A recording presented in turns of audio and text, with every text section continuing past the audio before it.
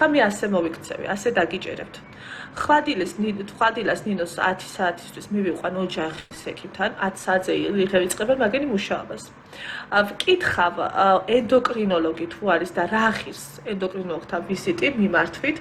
თუ გამიმართლა და უფასო თუ არის გოგოებო, შევიყვან კონსულტაციაზე და მე დავაწერინებ რა ანალიზები მჭირდება, რა ჭირდება და ფასებსაც ჩამოვაწერინებ და გეტყვით.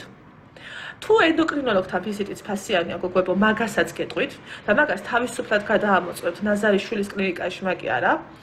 არ ვიცი ხო ფასი რა იქნება, არ ვიცი, იმიტომ პირდაპირ მე კაპიკი ფული არ მაქვს ჯიბეში. ერთი გახრეტილი თეთრი არ მიგდია ჯიბეში, უკაპიკო ვარ საერთოდ.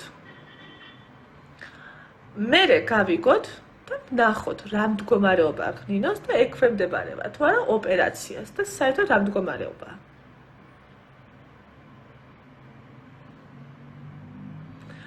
დაგემორჩილებით გავიგოთ, ნახოთ როგორ არის. ხო იძახის საზოგადოება, რომ ეს ჩიყლიდან გამომდინარეა და ნერვოზულია. ხო და ვუმკურნალოთ, მოდი ჩიხზე, საზოგადოება ხო ხართ დაინტერესებული ჩემი ოჯახით და ჩემი ოჯახის მდგომარეობით და ჩემი ოჯახის კეთილდღეობით, ხო? ახლა,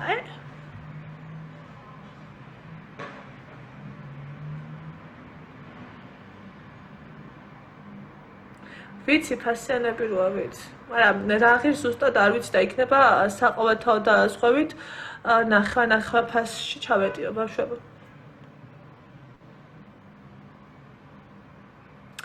წავედი ახლა მე, ვიცი დემე მაგის ბრალია, ნერვული.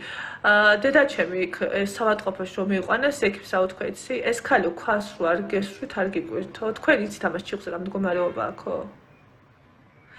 თქვენ იცით ამას რა მდგომარეობა აქვს ორგანიზმშიო? ხო და მივხედოთ ნინიკოს. არ გავახაროთ მტერი. ერთი თხოვნა მექნება ბავშვებო. არც ერთ პოსტს არ მიაქცევთ ყურადღება. Facebook-ზე პოსტები ყველა დავაიგნორე. თქვენ ხო დაინახეთ რომ ყველა პოსტი ტყუილი აბსოლუტურად. და თქვენ ხო იცით ეს რის გამო გავრცელდა. ჩემი შვილი ჩემთანა, დედაჩემი გარეთა. ყველაზე მთავარი ეს არის. ცოტა ხანი დამელოდეთ და ყველაფერი კარგად იქნება. წავედი ბავშვებო.